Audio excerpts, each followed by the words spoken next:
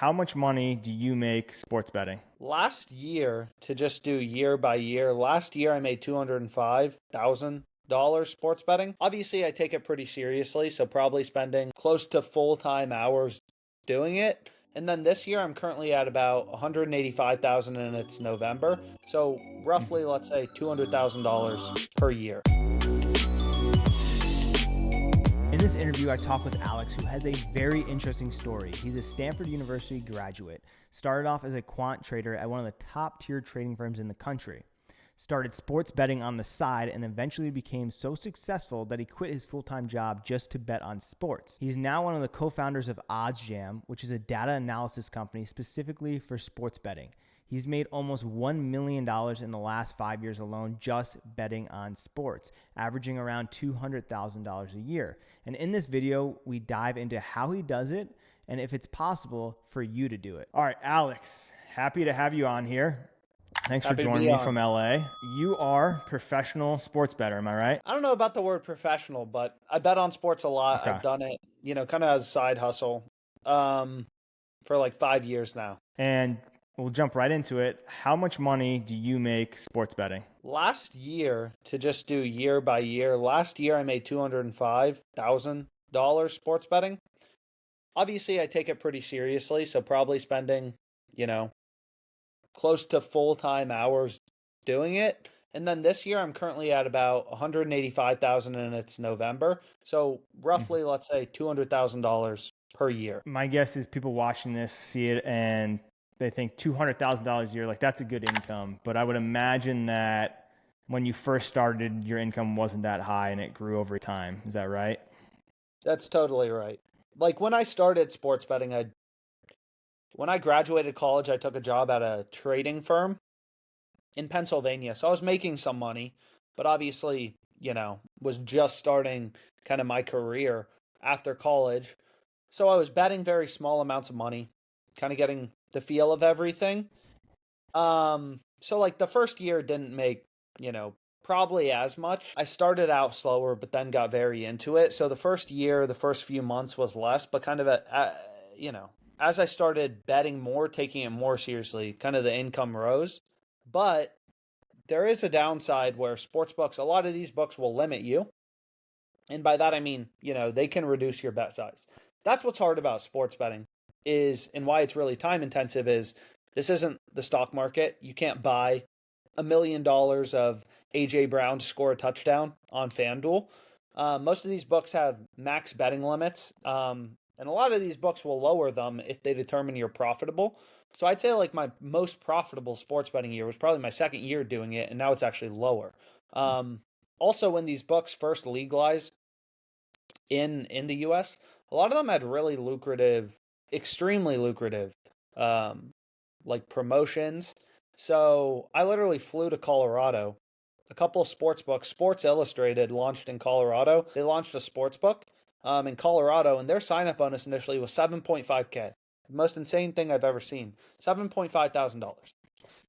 So like, and the bonuses have kind of come down on these books a little. There's still a lot of opportunity. So when you say the sports betting books are limiting, do they ever specifically limit you, or it's just anyone who places a bet, there's limits on it? Yeah, they'll limit you. So like when you sign up for FanDuel, you may be able to bet $2,000, roughly $5,000 on whatever you want. Maybe a little less on the more niche market. So like if you want to take Eagles money line versus,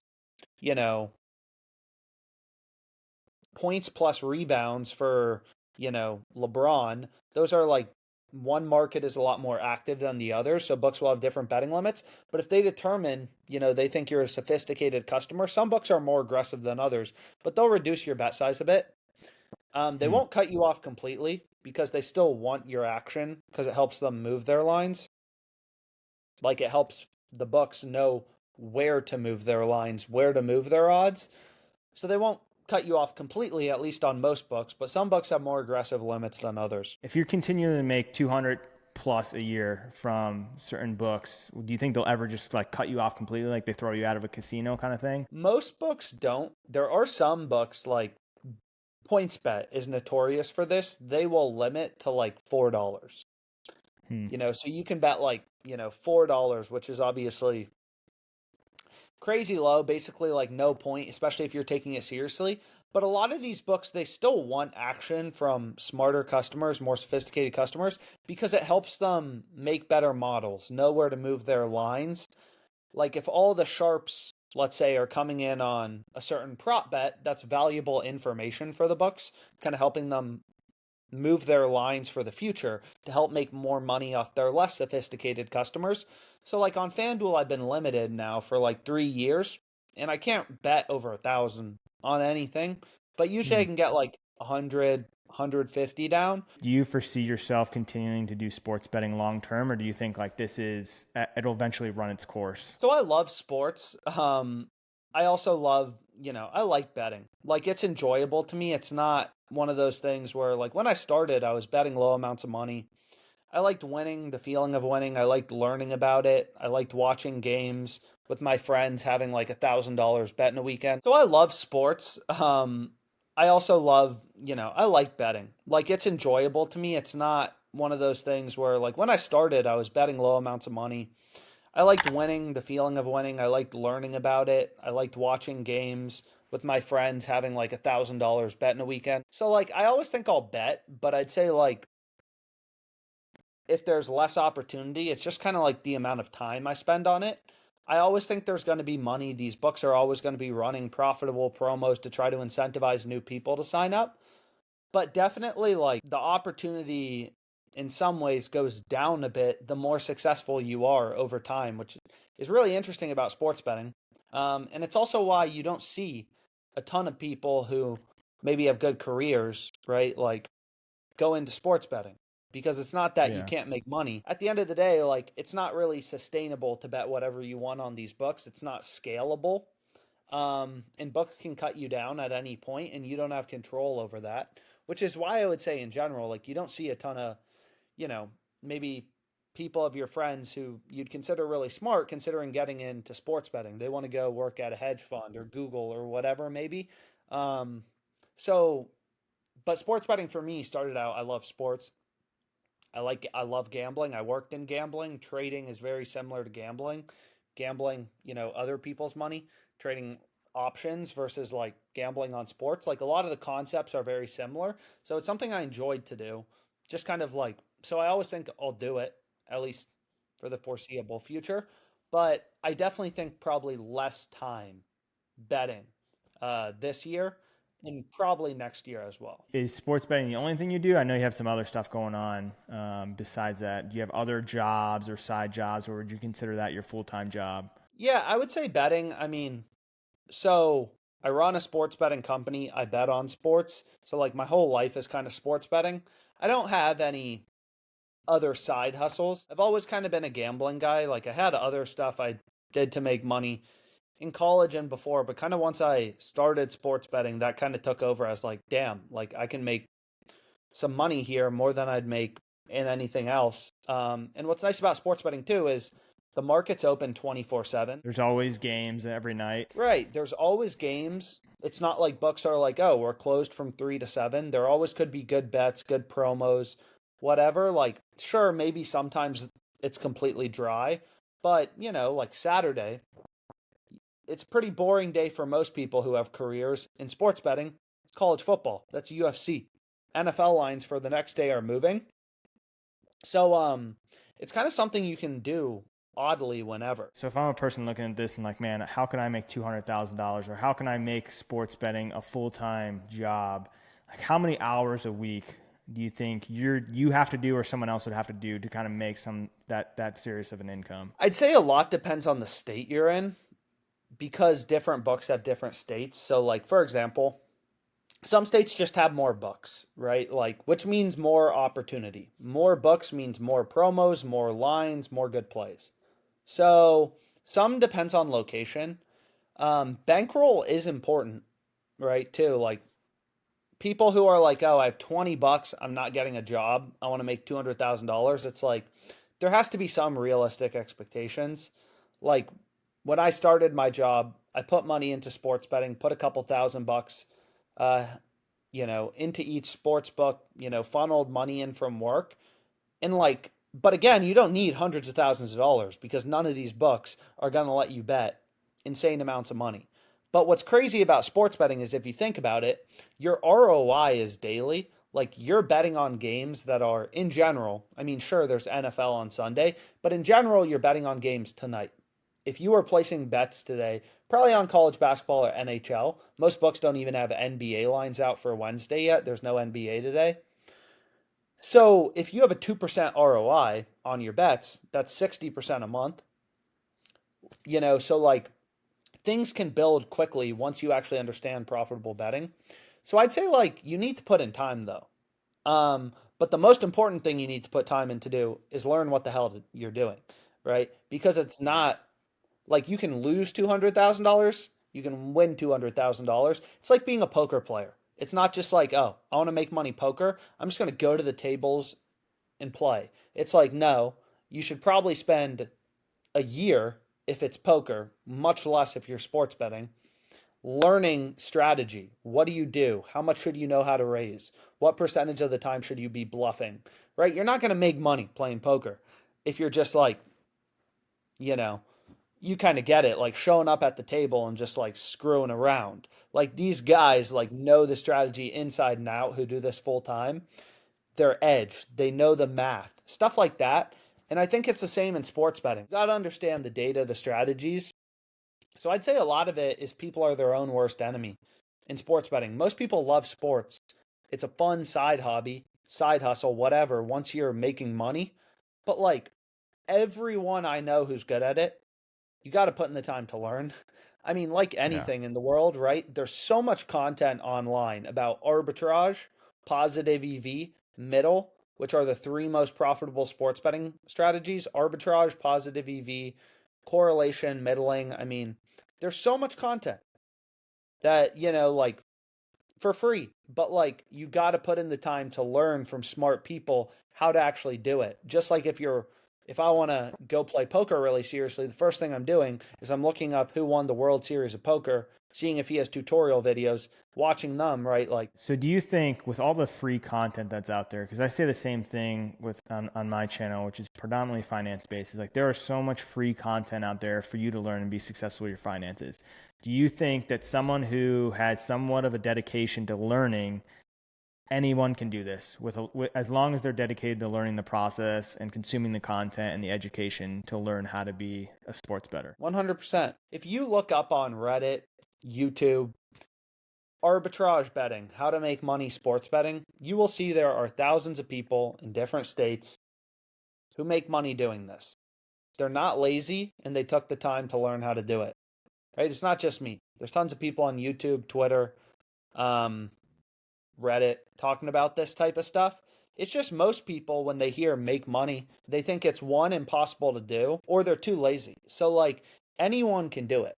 You don't Yeah. need that much money to make some serious money sports betting, but you got to learn, you got to put in the time, and you can't be lazy. Yeah. So if I was sitting here going, man, I really want to get into sports betting, I have absolutely no background in it whatsoever. Where do I even start? I would say YouTube. I would say the best two channels are Oddsjam's channel, ODDSJM, and Daily Grind Fantasy or DG Fantasy. There are tons of educational videos. Same thing with Twitter. And the three most important strategies to look up are arbitrage, positive EV, and middle. And you just consume the content. Don't even bet money or bet a dollar, right? You can like get a feel for things. So many people, it's like, my first bet, I want to slam it for like 5 grand. It's like, or like, oh, I want to make $50,000 my first month. It's like, get a feel for it, learn. Because if you don't know what you're doing, or you think you know what you're doing, but you don't know what you're doing, right? Like you could lose a lot of money. So like spend some time like learning first and then dive in. Just like if I were a poker player, I'd spend some time learning when I go to Vegas to start playing.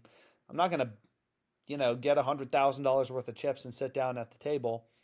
Like start out smaller, get a feel for the competition, if you're actually winning long term or not, all that type of stuff. There's people that are winning off of sports betting.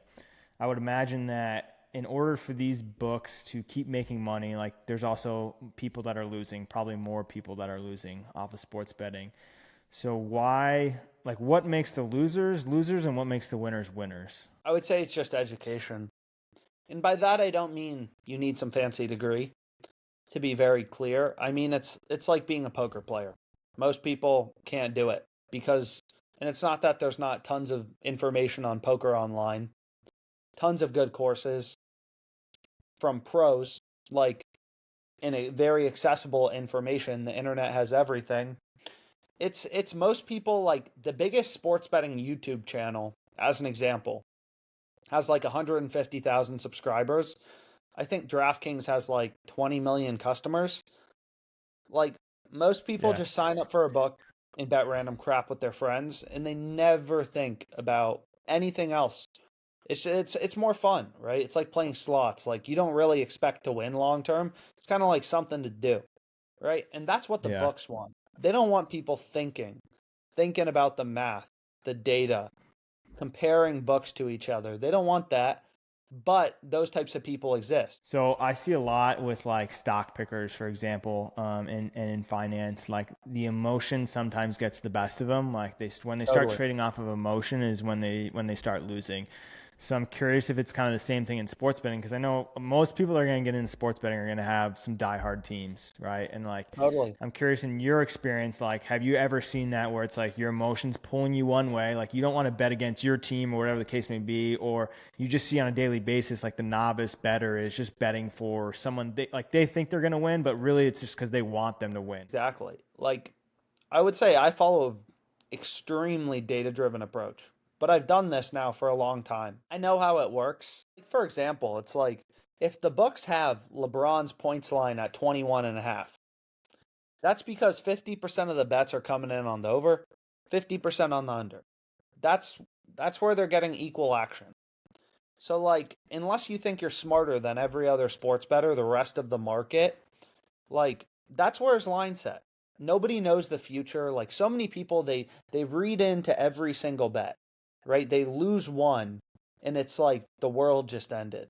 When it's like no, like your bet just lost, right? Like every trader. I mean, I used to be at the most successful trading firm out there. Like I didn't make money every day as a trader.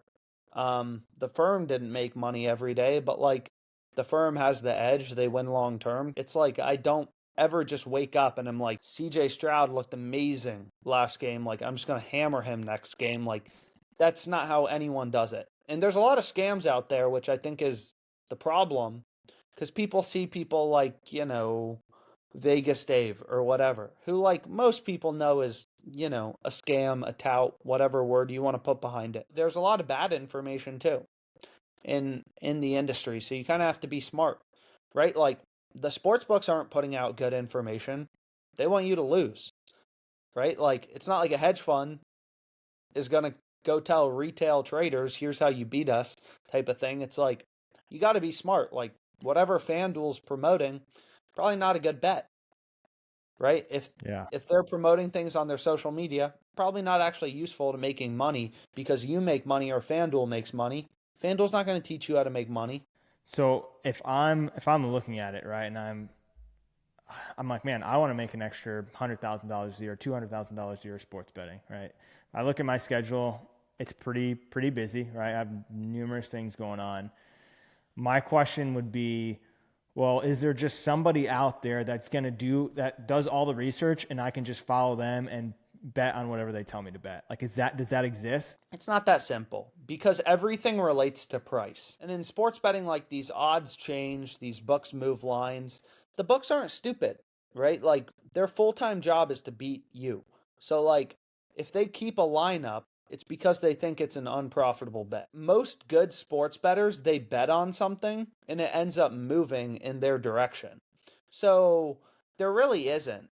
There's no magic ball, right? Like, I mean, it's like everything in life, right? Like, I feel like there's no like, oh, like you just do this little cheat code and you get into Harvard or you make $1 billion. Like the people who make money sports betting, the people who make money poker, they've spent time learning and they spend a lot of time doing it.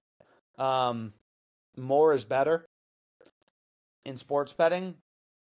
Once you have an edge, you want to place more bets with an edge. Just like if you're a great poker player, you don't go to the table. If you're the best poker player in the world, you play one hand, you get 2-7 and you bounce, right? Like your money comes from playing a lot of hands because you know you're better than the other players and you win long term. So it's the same thing in sports betting. It's like you got to put in the time. You really need software to beat the books.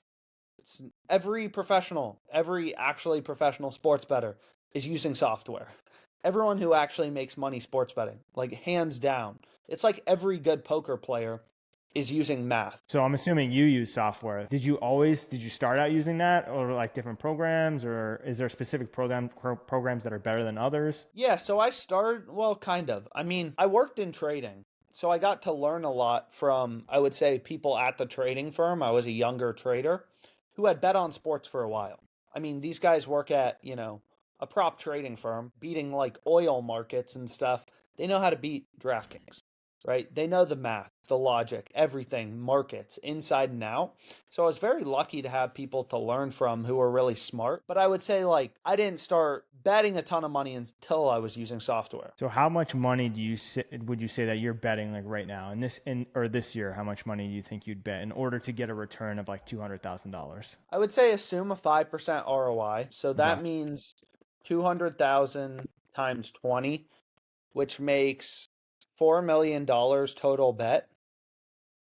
365 days in a year, betting about 10K a day. Does that mean your bankroll to make that kind of money would only need to be around 10K because you're betting that every day, or would your bankroll need to be more than that? I would say a little more because some days maybe you bet more, some days there's no NBA, the board's a little lighter, you bet less. Have you ever had a year since you've been sports betting where you've lost money over the No. course of a year? Is there ever been a month where you've lost months? Totally. Okay, but not over the course of years. Like how much is the most that you've lost over the longest stretch of losing that you've had over the course of those months? $8,000. I think this year, like as an example, in September I lost $7,000. Start of football, just a lot of things not going your way.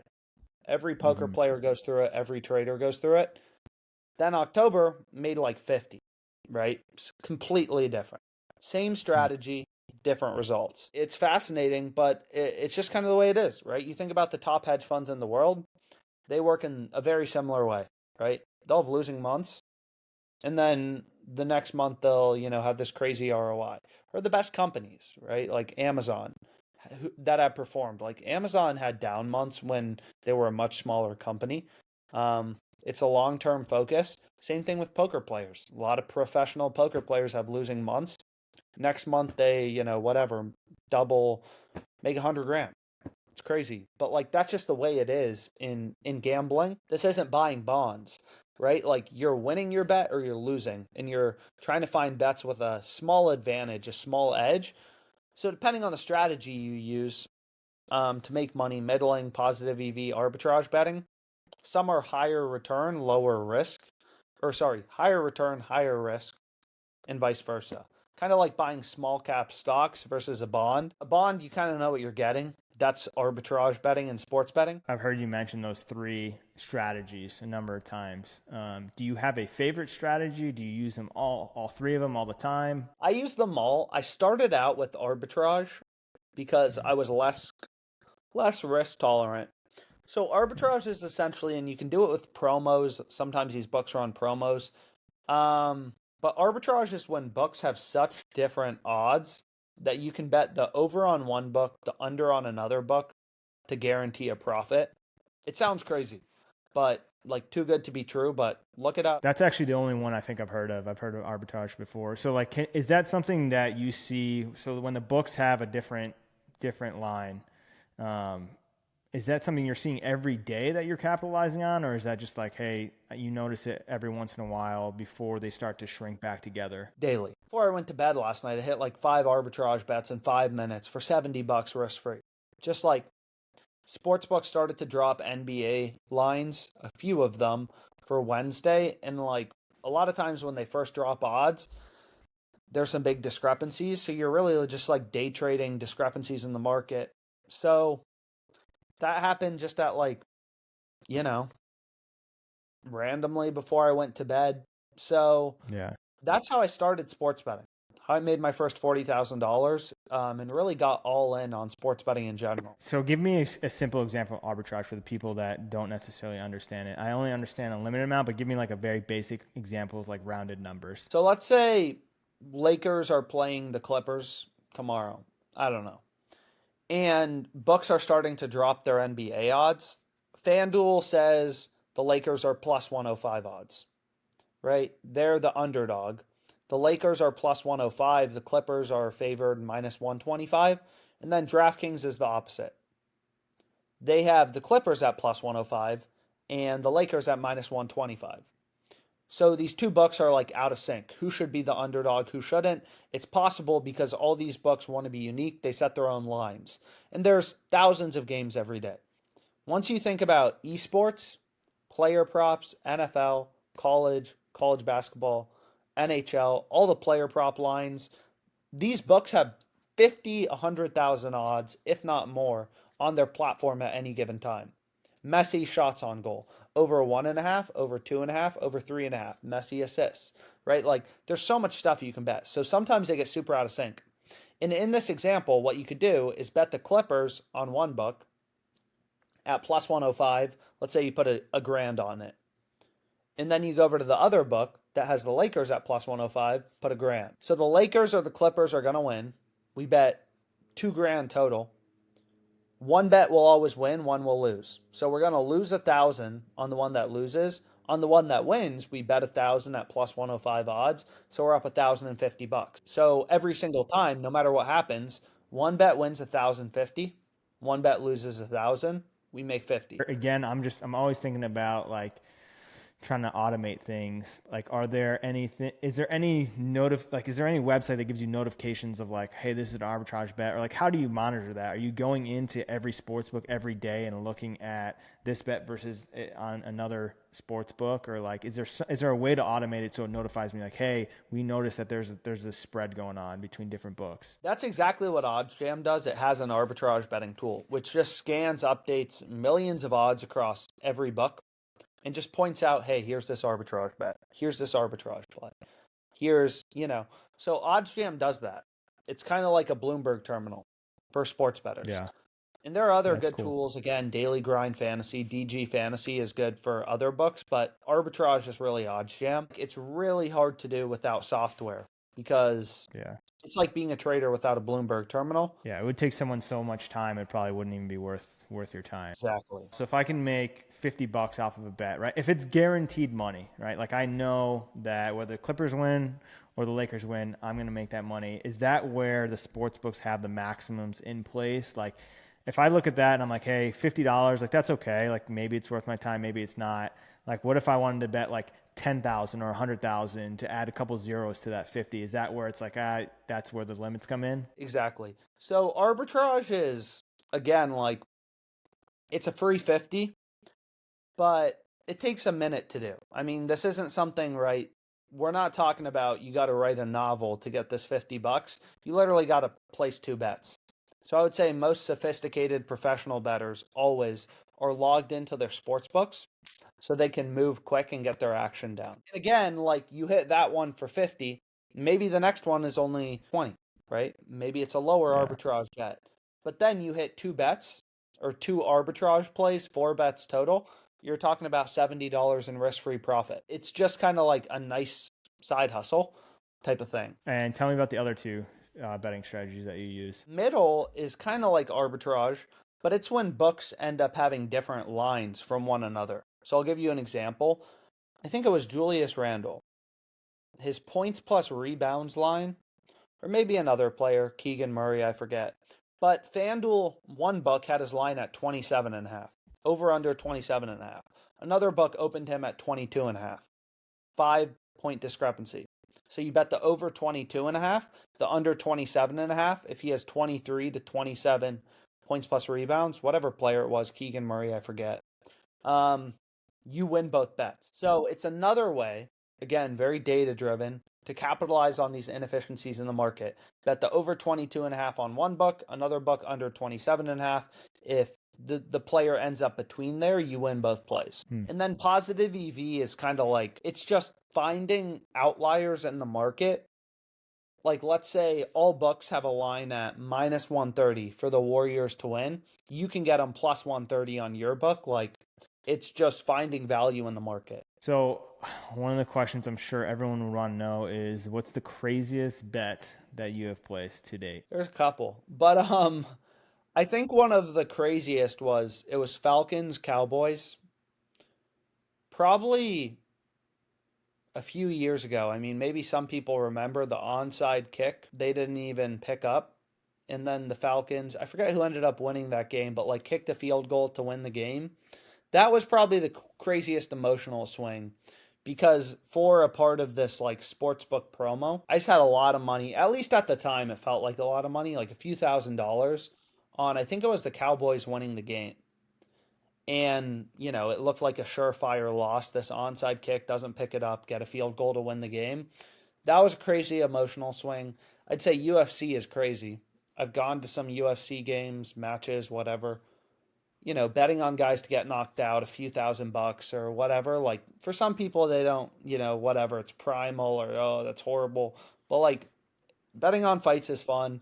I put, when I started sports betting, I bet a lot of money on fights. A lot of good bets in UFC. A lot of good lines. So that's pretty crazy. College game, I had like 3 grand on West Virginia. I'm not sure if you know what game I'm talking about, but like they go down. There's like 15 seconds left. They throw a touchdown on like 4th and 12. Score. I'm like ecstatic. Go get a beer, like whatever. Come back to my computer, see they lost. Like other team, like they return the kick and then throw a Hail Mary with like 10 seconds left. It's like it goes both ways. Which again is why you can't get too emotional about it. Is like some people, it's like they lose a bet or have a bad beat. It's like you know they can't function. It's like just take your emotions out of it. So, what are you doing with your money as far as investing goes? Like, do you put it all back into sports betting? Are you diversified in all? Like, Are you taking this money and investing in real estate? Are you investing in stocks? Like, how are you divvying that up? Yeah, I would say stocks, basically just stocks. I mean ETFs. Like I again used to be a trader, so I have a pretty good like understanding of markets, stocks. I mean, my friend always said, my co-founder actually, like um Google owns the internet. So I put probably like half my money I just throw into Google. Um and like I have no idea over the past 3 months if it's up or down. None. Yeah. Couldn't tell you. 6 months, I have no idea. But I just view it as I believe in 20 years, Google's going to be up. I don't really care about the little bumps and the hiccups. If it was up 2% or down 2% today, like it's just investing for the long haul. I don't invest really in anything else. I used to have some money in crypto, but the issue is the time component. So Yeah. basically just stock market, mainly Google. Seeing that, like, you're a CEO of your own company, I would imagine you get a good amount of income from that, and then you have sports betting on the side. Like, do you ever use your sports betting money? Like, hey, that's just like fun money. Like, I'm splurging with that money, or where does that money go? I'm not like a huge car guy or clothes guy or like it's just not me. So basically I just invest everything. I mean, I have a nice place, you know, in LA, in New York. I spend some money on like being comfortable, stuff like that, like DoorDash, right? Like trying to make life convenient, comfortable. Like I have a beautiful place, where I want to live. Uber everywhere, DoorDash everywhere. Just like the things that make you comfortable in life, like not having to worry about money. It's like nice to like, should I go drive and get groceries or pay 10 extra bucks to just DoorDash everything? I'm not a big luxury or even traveling person. So I'm curious, what does your family think about you doing sports betting, or your friends? Like, do they think like, oh, this guy's degenerate, like he's gambling all the time, or like what is their opinion on that? For sure. Um, especially at first, I would say like still like, you know, there's gamblers and there's non-gamblers. I would say my parents have never understood what I did. Like when I worked at a trading firm, like my family's a lot of like nurses and whatever, like healthcare stuff, like the financial industry and just gambling, and it's not up their wheelhouse, to say the least. But I mean, I would say like as long as I'm not relying on them or asking them for money, like and doing fine, like, they're overall supportive, but nobody really knows what I do in my family, which I'm fine with. Have you ever tried to like teach any of your friends, like, hey man, I know how to make you like wealthy sports betting. Like, here's how to do it. And like, do any of them pick it up? Yeah, I've helped some of my friends. The issue part of it is just like, especially some people want bets. What should I bet on for this game? It's like when it's your friends and stuff, like even like, oh, what stock should I buy? It's like I never want to be the liability. If it goes down, it just kind of like makes things awkward. Like, oh, buy this stock and then it goes down 5% the next day. It's like, so in Yeah. general, I just tell people like, look, like you can watch my stuff, you can tail my plays, but like, yeah, I have a pretty big social media presence. Bet it if you want to bet it, but like part of it is like this is where I'm putting my own money down. Like you do what you want, but I've helped some friends, but again, some people it's just like, I'm not gonna tell my dad, hey, you got to place this bet on DraftKings. Then if it loses, like I know my dad's gonna be pissed at me. Is there any like common myths that people have when they're getting into sports betting? Like I hear people say like, oh, well, if it was easy, everyone would be doing it, or like there's no possible way like I could make that kind of money, or like what's things that you run into that you hear people saying? Yeah, that's a myth. I think like a big myth is like it's not possible. Like it's like people, oh, it's not possible to make money gambling. It's like there are dozens of documentaries. I mean, there's articles all over Bloomberg about a guy who first sports bettor to make over $1 billion. His name is Bill Benter.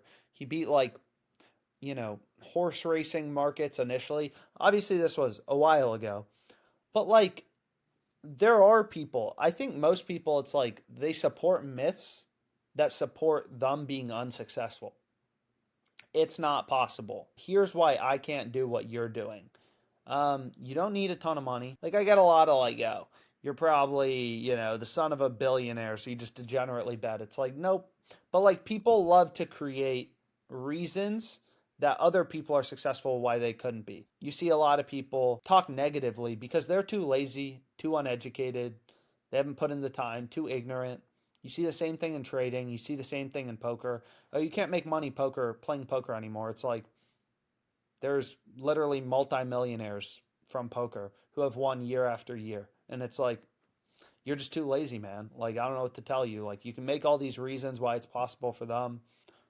You're just too lazy and you're not putting in the time to learn. So did you ever expect that you'd be where you're at right now in sports betting? Like did 18-year-old Alex think that you'd make $200,000 in 1 year sports betting? No. Probably from pretty early on. I mean, again, I would say I was very lucky because I worked in trading where my bosses were really smart and they'd all bet on sports for a long time.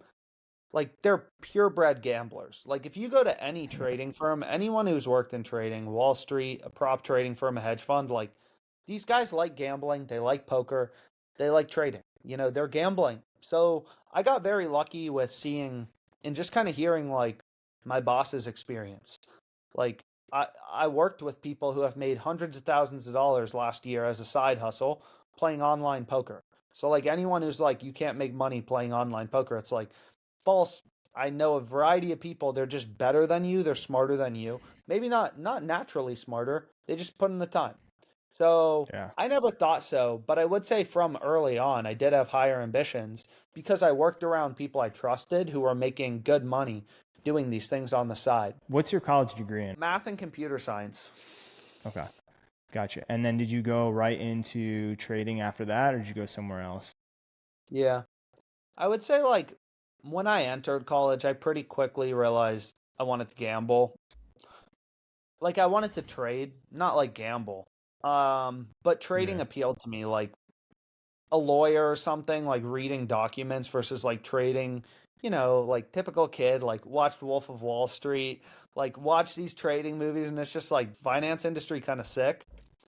Trading kind of cool. Like seems interesting. Markets, like I kind of like math and stuff. Like I think I'm a numbers guy. Like I can really put the time in to learn how to do this stuff. Then I knew I wanted to trade. Where did you go to school? Stanford. You don't do any stock trading anymore, right? You're just doing sports betting and then you have Oddsjam on as basically your full-time job. What does Oddsjam do exactly? It's just sports betting data. So I wouldn't say it does anything complicated. It just like shows the odds. So there are tools based on the data. stuff like that, like the arbitrage we discussed. We have a big YouTube, Twitter, all kind of social media platforms. It's just kind of like people want to see and hear why someone's betting something. I think there's a lot of people in sports betting who are a little more sophisticated than, oh, LeBron looks great. Bet the Lakers. They want more. They want to know more. They're more data driven, just like in options trading. There's people who want to understand really options trading, gamma, theta, like everything about it. Look at graphs. And there's people who just want, GameStop call options. Let's buy them. I do a lot of content, place a lot of bets every day. So, like, my sports betting kind of goes hand in hand with marketing for Oddsjam because I'm explaining why I bet things, placing bets on live streams sometimes, stuff like that. If I want to get into sports betting and like the arbitrage thing immediately stands out as something simple, like am I just going to oddsjam.com or like where am I starting there? Yeah, exactly. Go to oddsjam.com and I'd say just watch tutorial videos. Understand how it kind of works, what an arbitrage calculator is, like how much do you know, how do you know how much to bet on both sides, right? Like we talked about the example with 1,000 earlier. What if the numbers are slightly different? What if it's plus 105, plus 110? How much do you bet? So like just like watching these quick little 10-minute videos, how to use an arbitrage calculator, it pays huge dividends long term. There's a lot of information and people who will help you. As we get to kind of the end of our time here, I'm curious, how do you think sports betting will change in the next 5 or 10 years, or do you think it won't change at all? It's going to legalize in more states. I think what'll change is there will probably be some winners. And right now it's not really clear like what are the top books and platforms still. Like a lot of companies are kind of dueling it out. More states, more sports bettors, more money. And I think the world will get a little smarter. Like we've already seen it, right? Like Oddsjam has some of the biggest social media presences, which is more data-driven, sophisticated sports betting. It's like in your face. DraftKings is partnered with the MLB, right? Like it's in your face 24/7. So there's a lot of people who are trying to start new companies in the industry, right? And like new sports books, new types of sports books. Yeah, it seems like it's only getting bigger. And like you said, more money is going to flow into it. I mean, now just pulling up your phone and having an app, like you said, instead of depositing Bitcoin into Bovada or something like that, like it's just progressed so much. Is the best state Las Vegas? Worst state is Las Vegas because nothing you can do online because it's dominated by the physical casinos. So Gotcha. Las Vegas went from, most people would agree, best to worst. Actually, the best is probably New Jersey, New York, Colorado, or Arizona, or Pennsylvania. Is it just because there's such a large online presence? A lot of books. I think Colorado has like 30 books, tons of opportunity. A lot of people have quit their jobs and moved to Colorado full-time to bet on sports. There's actually some documentaries on it online. It's pretty interesting. Colorado, most lax regulations, so most books enter. Do you base where you live off of like how many sports books there are and like how successful it is betting there? Again, I've been limited on a lot of these books, at least slightly. So it's less like my prime maybe year of sports betting, which maybe was 2 years ago, let's say. So I kind of do. Honestly, now there's so many books in so many different places. There's so many companies that have started for sports gamblers. At first, it was a bigger deal where you lived. As we reach the end of our time, how can listeners connect with you, learn more, all that sort of good stuff? Twitter, I have a pretty big presence. I tweet daily. Stuff about sports betting, stuff not about sports betting. Same thing with YouTube. Alex Monahan, Oddsjam, Alex Monahan, sports betting. You'll see my emails on my Twitter. Email me whatever, but Twitter, I'm probably most active. Cool, Alex. Thanks for the time. I appreciate it a lot. It makes me want to start placing arbitrage bets tonight. So there we go. But yeah, it was great talking with you, and I'll definitely have to plug into some of your channels there, start following you and stuff like that on Twitter. See you guys.